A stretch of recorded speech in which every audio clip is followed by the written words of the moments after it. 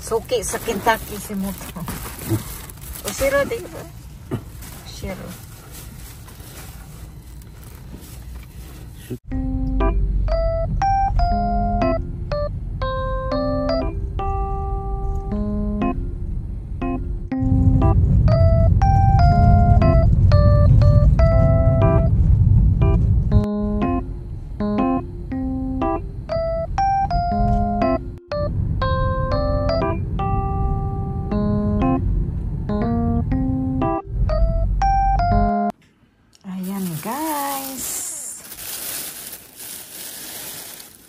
Nung isang linggo, Kentucky yung nag-Kentucky kami. Tapos ngayon naman guys, Kentucky na naman guys. Ayan. Umorder kami ng ganito guys sa Kentucky. Lemonade. At saka Coke ang laki. Galing kami sa trabaho guys. Dumiritso kami sa Kentucky. Ayan. Dahil gusto namin kumain ng Red Hot Fried Chicken. Alam mo guys, yung Red Hot Chicken dito, sa summer lang yan.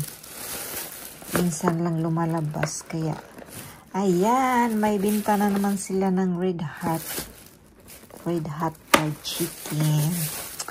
Masarap kumain at mukhang masarap na naman kumain. Kaya ayun, food trip na naman guys. Ayan. Paano ba ito buksan mo to? Ayan guys, ang Red Hot Chicken guys.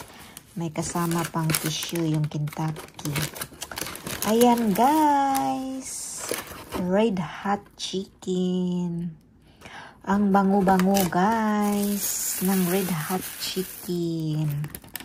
Ayan. Kainin namin yan mamaya. Tapos ito,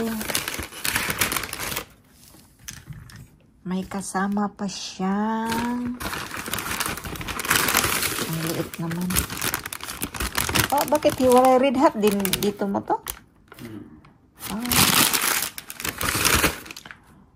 Nasaan yung ano? Vegetable.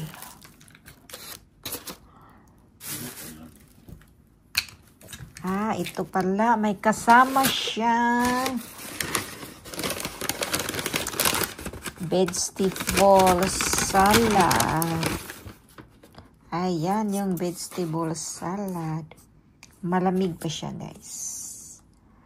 Ayan, suki kami ngayon ng Kentucky dahil masarap kumain ng Kentucky. Ayan. Guys, ato na ning kainon. Kainon ang kaunon di ay. Red Hot KFC. Lami ang tanig Jollibee pa ni mo to. No? More gani siya guys.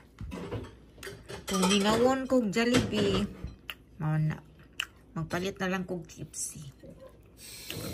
Mag-Kentucky na lang kung mingawon sa Jollibee. Murag bata. Ayok lang.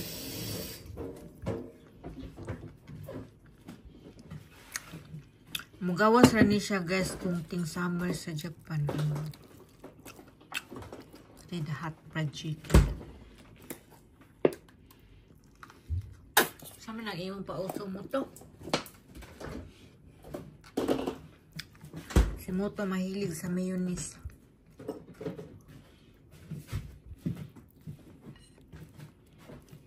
Hanghang siya. Oh. Hang kayo.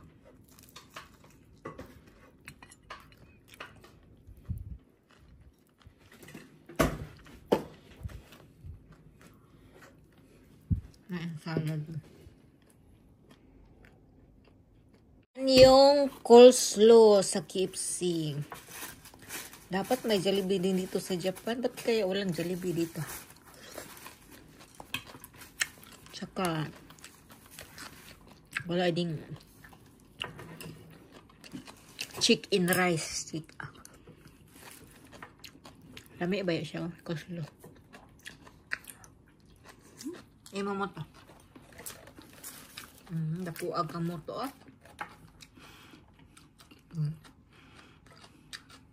Nakaipit pa yan. Kung ako ana, mahug na mo to.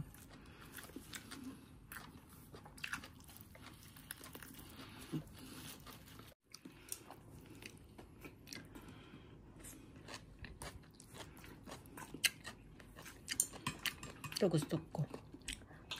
Kuslo.